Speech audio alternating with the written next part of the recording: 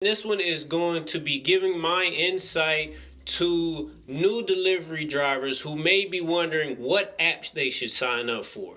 And so I'm going to go at this from the single apper perspective and then go into the multi-apper perspective.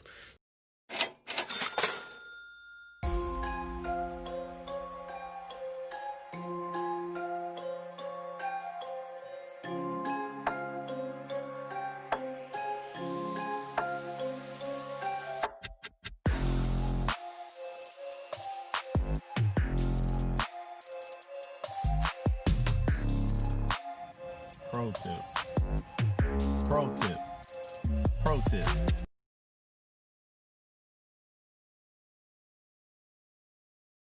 So with a single apper, if you ask me what app you should sign up for first, I'm going to tell you you should sign up for DoorDash first.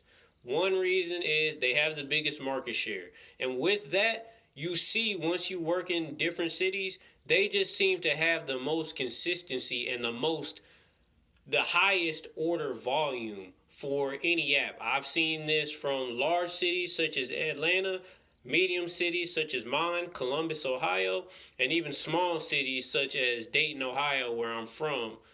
It just seems to be across the board. They just seem to have the highest order volume. If DoorDash for some reason was not busy in your area, the next app I would suggest is Uber Eats.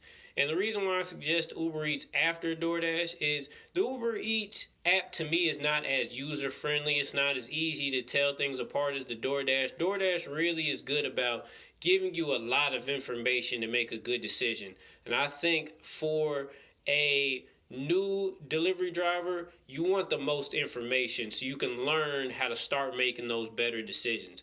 And so with Uber Eats, it's just, I think it's just a little bit harder to maneuver than the DoorDash app. I don't think it's as clear as the DoorDash app. So I suggest going to them second. If both of those aren't working, then your last choice to me would be GrubHub. And if you get to the GrubHub and the other two haven't really been busy, I'm going to suggest you move over to the multi-apper side. But next, with GrubHub, the thing about GrubHub is they don't tell you all the information that DoorDash does, and they don't tell you all the information, even though it's a little bit less than DoorDash on Uber Eats. They don't tell you much information. Like, they don't tell you how far away something actually is.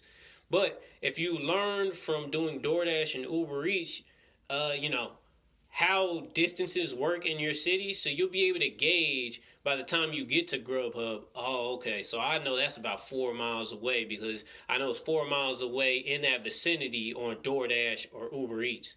And so you'll be able to know, you'll have more market knowledge. And so I think having that market knowledge before you get on GrubHub is very essential, or you'll end up doing a lot of excessive driving that you might not have had to do on DoorDash and Uber Eats if you had been able to see what the mileage actually was.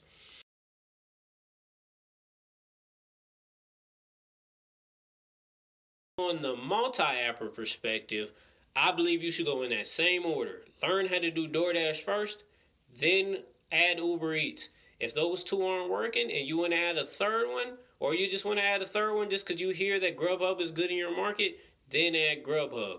And I would go about it just like that. It's just learning. You'll learn a lot from DoorDash and all the information that they give you. A little bit less with Uber Eats, but since you have some market knowledge, you'll be in a better position. And then once you get basically close to bare minimum information from GrubHub, you'll already have a lot of market knowledge and you'll be in a good position to take advantage of the opportunities that GrubHub has. So this is Rosie Q. Just another way in which you can find out, how best to attack this gig delivery economy. So this is Rosie Q with Pro Delivery Tips, and good luck, everybody. Pro tip. Pro tip. Pro tip.